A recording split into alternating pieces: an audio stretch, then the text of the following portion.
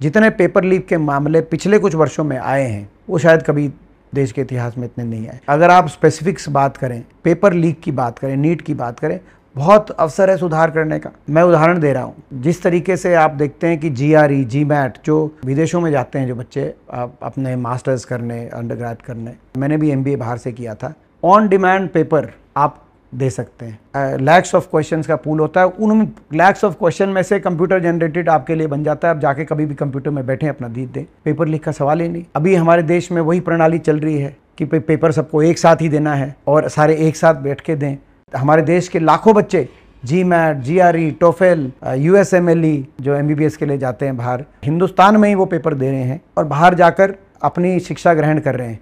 और हिंदुस्तान में जिस सॉफ्टवेयर सिस्टम पे वो पेपर्स दे रहे हैं, क्योंकि वो कंप्यूटर जनरेटेड क्वेश्चन पेपर आपके सामने आता है, वो जो सॉफ्टवेयर है वो भी हिंदुस्तानी ही डिज़ाइन कर रहे हैं। क्योंकि मैं इन्फोसिस में इंजीनियर भी था, ये सिस्टम हम ही ने डिज़ाइन करके अमेरिका के सारी यूनिवर्सिटीज़ को दिया है और दुनिया के बाकी विश्वविद्यालयों को दिया है। हमारे ही देश की प्रतिभा ने इस तरह के सिस्टम्स बना दिए गए हैं, तो उन सिस्टम्स को हमारी सरकारें क्यों नहीं यहाँ पे लागू कर पा रही? अगर सही नियत से ये पेपर की समस्या, मैंने एक आपको एग्जाम्पल दिया, बड़ा ठोस एग्जाम्पल दिया, अगर इस तरह का प्रणाली और सिस्टम और सिस्टमैटिक बदलाव करने की नियत अगर से प्रयास किया जाएगा तो पेपर लीक का जो इशू है वो पूर्णतः समाप्त हो सकता है, पूर्णतः।